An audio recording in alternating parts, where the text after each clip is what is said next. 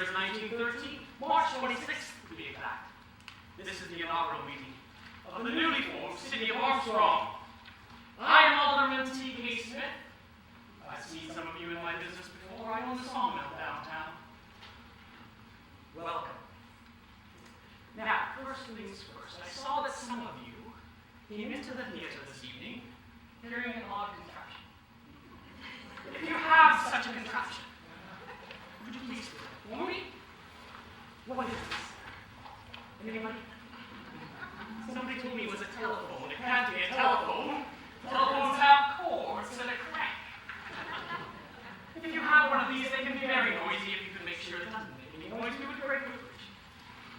Now, I saw somebody in the audience who introduced themselves as Mayor Oglo, somewhere there. Mayor Oglo, perhaps you need to spend some time with our fine-looking nurses from the Cottage Hospital over on Patterson Street. We all know, sir, that, in fact, the mayor now is James Milton Wright, who will be presiding over our evening. So, as this is the year of our King George V, in this 1913, it would be appropriate that we would sing God Save the King, and I would like to invite Mr. Murray of the Armstrong Brass Band to join me in singing God Save the King. Yes, sir. Are you ready? I am. Let's begin.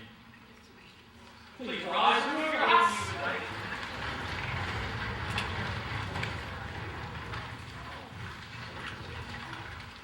Is everyone ready?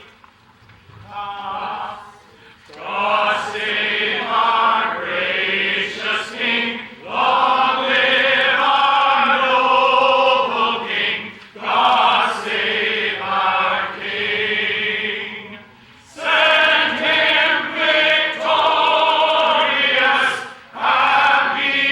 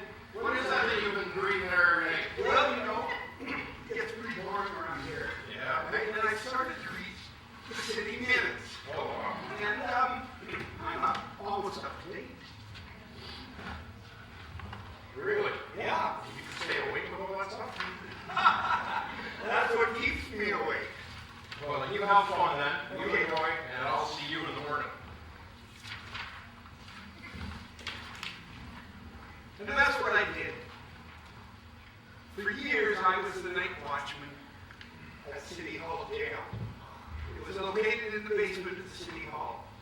And it doubled as a police detachment. I was bored at night and I started reading the minutes of past council meetings. Eventually, I was inspired to write Armstrong's first history book.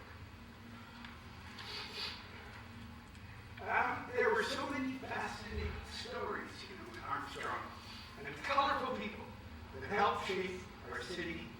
And it all started on an afternoon in March in 1913.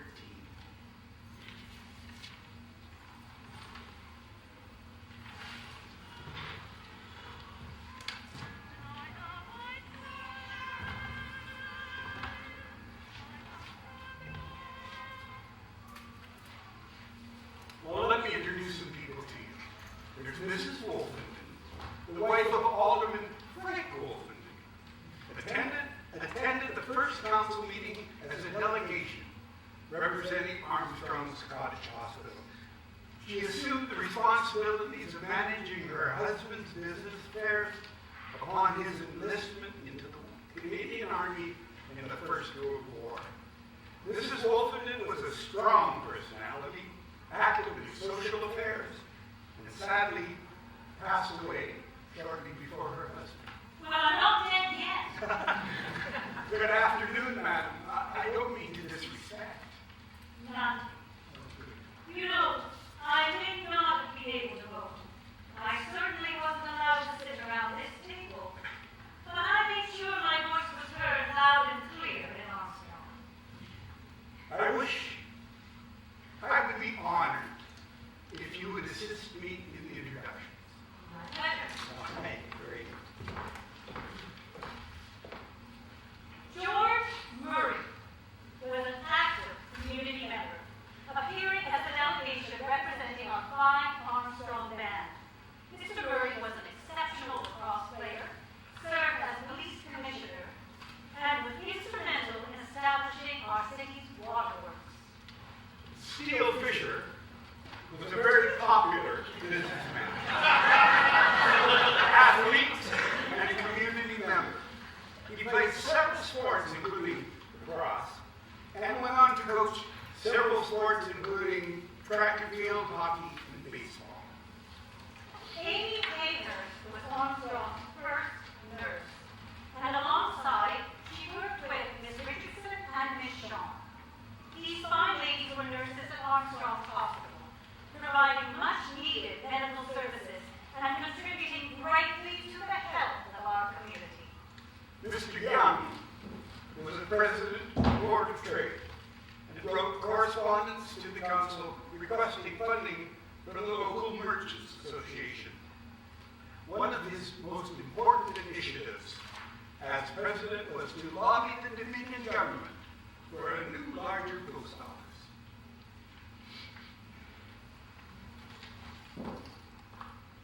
Is he more here? Milton James.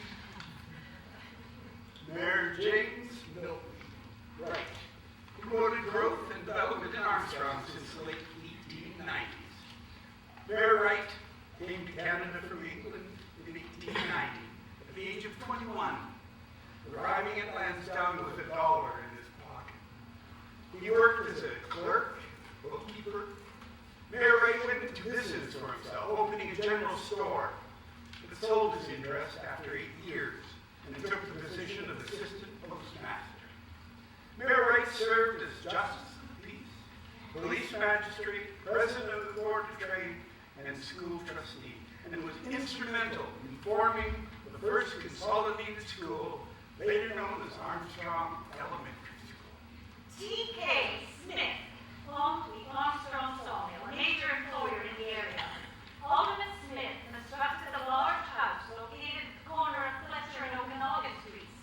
It featured service quarters and a tennis court. Harry Fraser was a teacher at the Round Prairie School from 1891 until 1893, when he bought a farm near Otter Lake. Alderman Fraser married the daughter of famous overlander Catherine Schubert, and they moved into Armstrong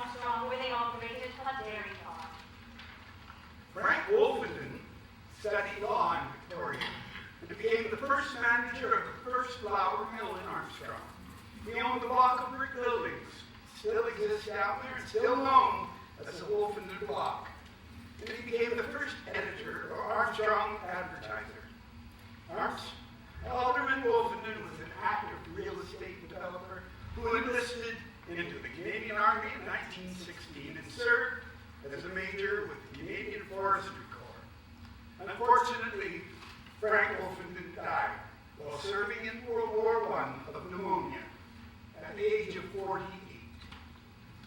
A.E. Morgan came to Armstrong in the spring of 1900 as an accountant. He became a land developer, purchasing and subdividing the Schubert estate. He made a purchase of a grocery store downtown. James Leverington was a well-respected merchant who served only 1 year on council.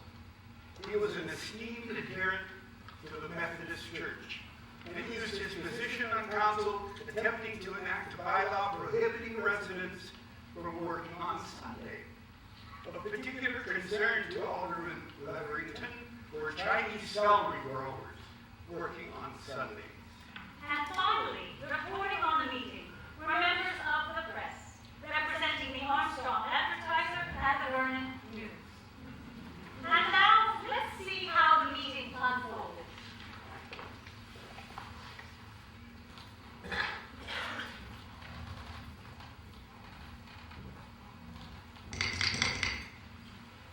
I will officially call to order the first meeting of the Council of the City of Armstrong.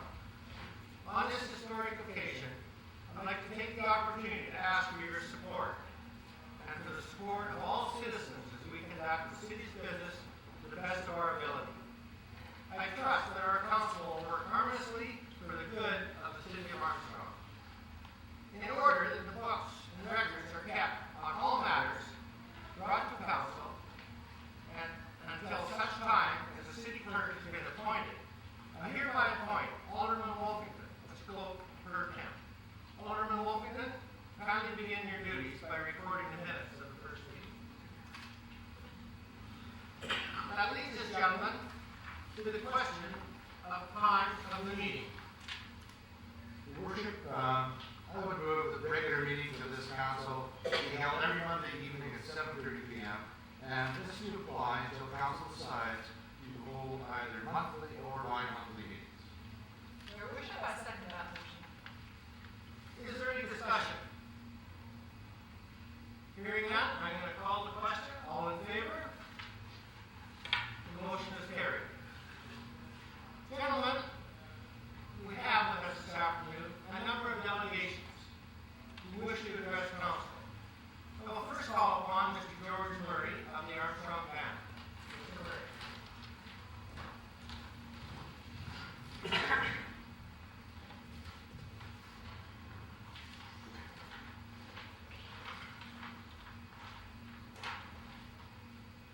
Your Worship and members of council, thank you for the opportunity to speak to you on behalf of the Armstrong Band.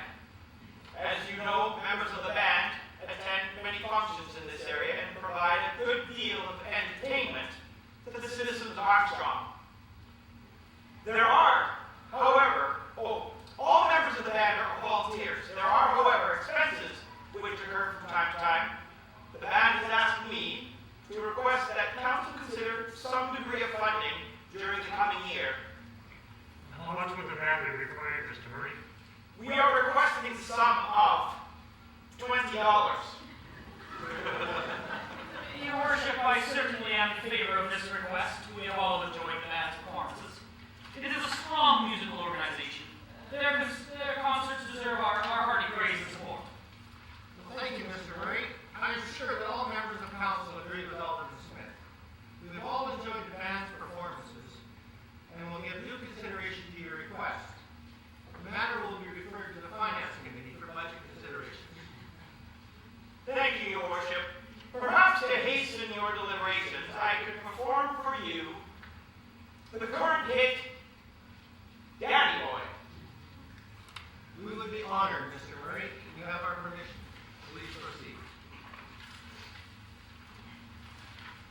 Oh, Daddy boy, the pipes are calling from glen to glen.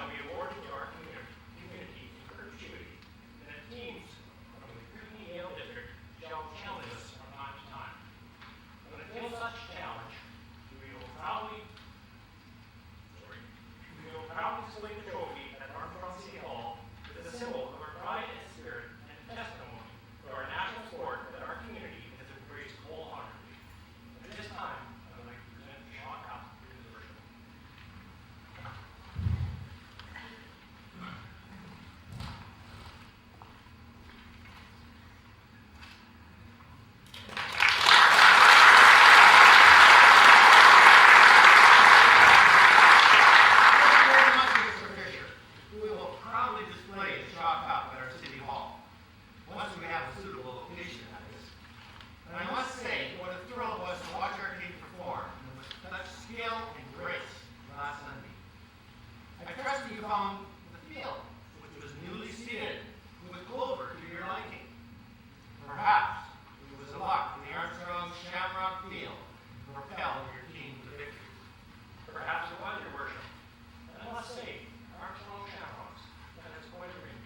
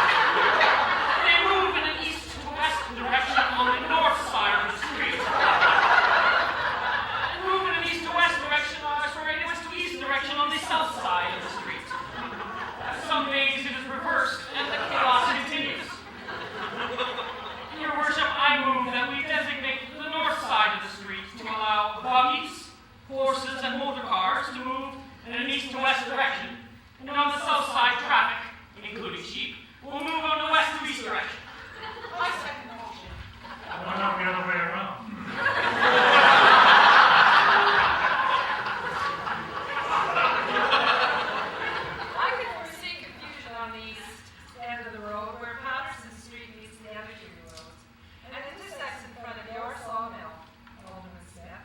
Perhaps creating a controlled intersection at this location would resolve any confusion.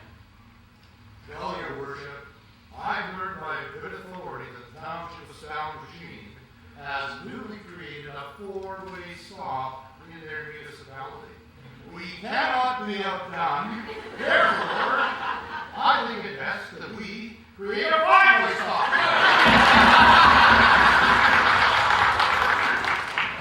Council, I think this is exceptionally creative thinking on our part, and I must add, this solution will give generations of residents a chance to complain about something. Sheep manure on their roofs. All those in favor? Opposed? Motion is carried. Your worship, I move that the meeting be adjourned. I will second that motion. All those in favor? Carried. Meeting is now adjourned, ladies and gentlemen. Thank you for coming this afternoon to attend this most historic meeting. I hope that our time in office will be productive and have a lasting importance for our fine city. Thank you again.